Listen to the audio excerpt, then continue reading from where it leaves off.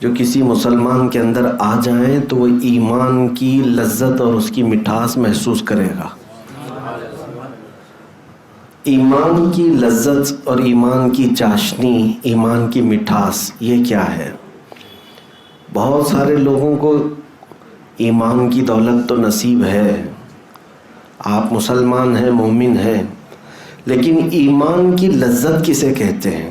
ایمان کی چاشنی کیا ہے؟ وہ جس بندے کو مل جاتی ہے تو پھر وہ دنیا میں کسی اور چیز کی طرف نظر بھی نہیں کرتا۔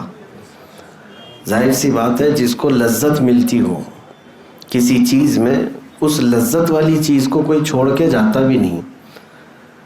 جس کو حضور پاک صلی اللہ تعالیٰ علیہ وسلم سے لگاؤ ہے، کسی کو کسی اور سے لگاؤ ہے، تو یہ تو آپ دیکھتے ہیں جس سے لگاؤ ہے اسی کے پاس رہنا وہ زیادہ پسند کرتا ہے۔ تو یہ لذت آج آپ کو ملی ہے کہ نہیں ملی؟ اب ہم کو یہ محسوس کرنا ہے ہم کس کیٹیگری میں ہیں، ایمان کی لذت ہمیں ملی کہ نہیں ملی اب تک، اور وہ تین چیزیں کیا ہیں؟ اللہ کے نبی صلی اللہ علیہ وسلم نے ارشاد فرمایا جس کے اندر بھی یہ تین باتیں آ گئی وہ ایمان کی مٹھاس پالے گا، ایمان کی لذت اسے مل جائے گی۔ نمبر ایک، حضور پاک صلی اللہ تعالیٰ علیہ وسلم فرماتے ہیں سب سے پہلی چیز یہ ہے کہ دنیا میں وہ سب سے زیادہ اللہ اور اس کے رسول سے محبت کرتا ہو۔ پہلی چیز، اللہ اور اس کے رسول سے سب سے زیادہ محبت کرتا ہو، ایک چیز اس کے اندر یہ آنا چاہیے۔ سیکنڈ تھنگ، دوسری چیز کیا ہے؟ نبی پاک صلی اللہ تعالیٰ علیہ وسلم ارشاد فرماتے ہیں وَأَن يُحِبَّ الْمَرْءَ لَا يُحِبُّهُ إِلَّا لِلَّهِ، کسی بھی آدمی سے دوستی کرتا ہے تو صرف اللہ کے لیے کرتا ہو۔ اس کی پوری دنیا میں تعلقات اگر دل سے کسی سے تعلق ہے تو صرف اور صرف اس لیے ہے کہ اللہ تبارک و تعالیٰ کی رضا ہو۔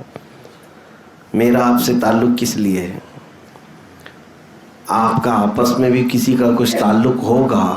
کچھ تعلقات دنیا میں ایسے ہیں جو بے غرض ہیں، مقصد نہیں ہے اس کا، غرض یہ نہیں ہے کہ اس سے میں دوستی کروں گا، اس سے مجھے کچھ فائدہ ہے، نفع ہے۔ نفع اور یہ مقصد جس میں ہے اس دوستی کی بات نہیں کر رہا ہوں، خالص اللہ کے لیے جو دوستی کرتا ہے، خالص اللہ کے لیے، یہ عادت جس کے اندر ہوگی، دوسری چیز اس کے پاس آ گئی، ایمان کی لذت پانے والی چیز۔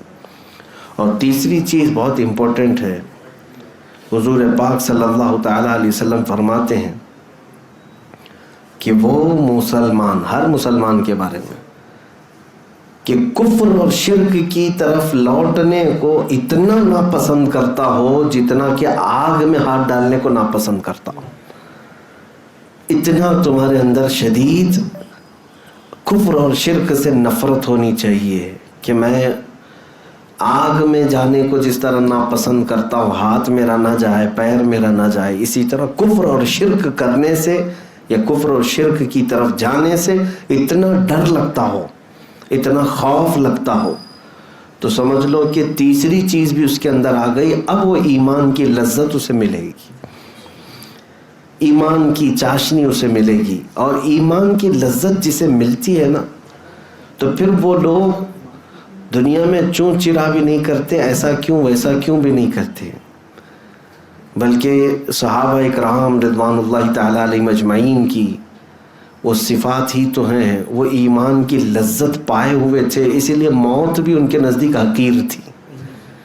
ایمان کی چاشنی جسے مل جاتی ہے اس کے لیے تلواروں کی جھنکار کوئی معنی نہیں رکھتی، طوفان، آندھیاں، سیلاب اس کے لیے کوئی معنی نہیں رکھتے، ایمان کی لذت جسے ملتی ہے۔ اور ایمان میں جب مکمل نہیں ہوتا تو ہر چیز سے خوف بھی رکھتا ہے۔ دیکھیں کچھ چیزوں کا خوف تو سب کو ہوتا ہے فطرت میں، اچانک سانپ آ گیا آپ ڈر گئے، کتا آ گیا آپ ڈر گئے، چوہا آ گیا آپ ڈر گئے، چھپکلی گر گئی آپ ڈر گئے، اس کو خوف نہیں کہتے، یہ خوف نہیں ہے، یہ اپنے آپ کو بچانا ہے۔ اچانک آنے والی چیز سے، جیسے بہت تیز ابھی غبارہ پھٹ گیا تو آپ کے جسم کے اندر حرکت ہوگی کہ نہیں ہوگی؟ تو آپ کے چاہنے سے نہیں ہو رہی ہے، بے اختیار ہے. یہ فطرت میں ہے انسان کے.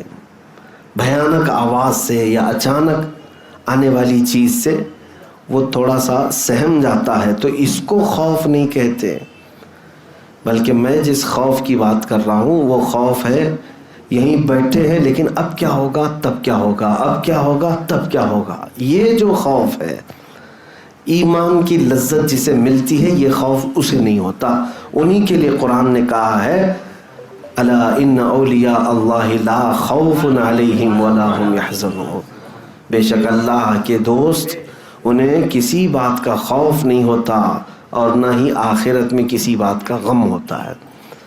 تو خوف اور غم اگر نکالنا ہے تو یہ 3 چیزیں آنی چاہیے آپ کے اندر. پھر سے گن لو، 3 چیزیں بہت ہی اہم ہیں. نمبر 1، پوری دنیا میں آپ کو سب سے زیادہ محبت اللہ اور اس کے رسول سے ہو، اللہ اور اس کے رسول سے محبت ہو. دوسری چیز ہے، آپ کسی سے بھی دوستی کرتے ہیں، محبت کرتے ہیں تو صرف اللہ کے لیے کرتے ہو، اللہ کے لیے کرتے ہو. میرا رب راضی ہو اس کے لیے میں اس سے دوستی کیا ہوں، محبت مجھے اسی لیے ہے. تیسری چیز، کفر و شرک میں لوٹنے کو سخت ناپسند کرتے ہو، جیسے آگ میں ہاتھ ڈالنے کو ناپسند کرتے ہیں. اب میں آپ سے سوال کرتا ہوں، اورلی جب کسی سے بھی پوچھا جائے تو یہ تینوں چیزیں ہر آدمی کہتا ہے میرے اندر تو ہے، میں دنیا میں اللہ اس کے رسول سے سب سے زیادہ محبت کرتا ہوں. آپ سب بھی محبت کرتے ہوں گے، جواب تو سب کا وہی ہے. دوسری چیز آپ یہ بھی کہیں گے کہ میں جس سے بھی محبت کرتا ہوں اللہ ہی کے لیے محبت کرتا ہوں، یہ بھی آپ کے اندر ہے، یہ بھی آپ کہہ دیں گے بھی جواب میں. تیسری چیز بھی اگر میں پوچھوں کیا کفر و شرک کی طرف لوٹنا پسند کرتے ہو، آپ کہیں گے ہرگز نہیں، میں سخت ناپسند کرتا ہوں. تینوں چیزیں تو ہیں آپ کے اندر، پھر کیا ایمان کی لذت اور چاشنی ملی کہ نہیں ملی؟ شاید وہ درجے کو نہیں پہنچے، اس کی وجہ میں بتاتا ہوں. زبانی کہہ دینا اور ہے لیکن عمل سے تمہارا ثابت کر کے دکھانا اور ہے. ہاں، بندہ کہتا تو ہے کہ پوری دنیا میں اللہ اور اس کے رسول سے سب سے زیادہ محبت کرتا ہوں. میرے عزیزو، جس سے سب سے زیادہ محبت ہوتی ہے اس کی ہر بات کو تسلیم کیا جاتا ہے. دنیا کے عشق کا حال یہ ہے، دنیا کے مجازی عشق کا حال یہ ہے. لیلا کے گھر کے اطراف بہت سارے لوگ آ کر جمع ہو گئے تھے، میں بھی مجنوں، میں بھی مجنوں. تو لیلا کی خادمہ نے کہا کہ کتنے مجنوں پال رکھے ہیں تو نے، وہاں تو بھیڑ ہے باہر.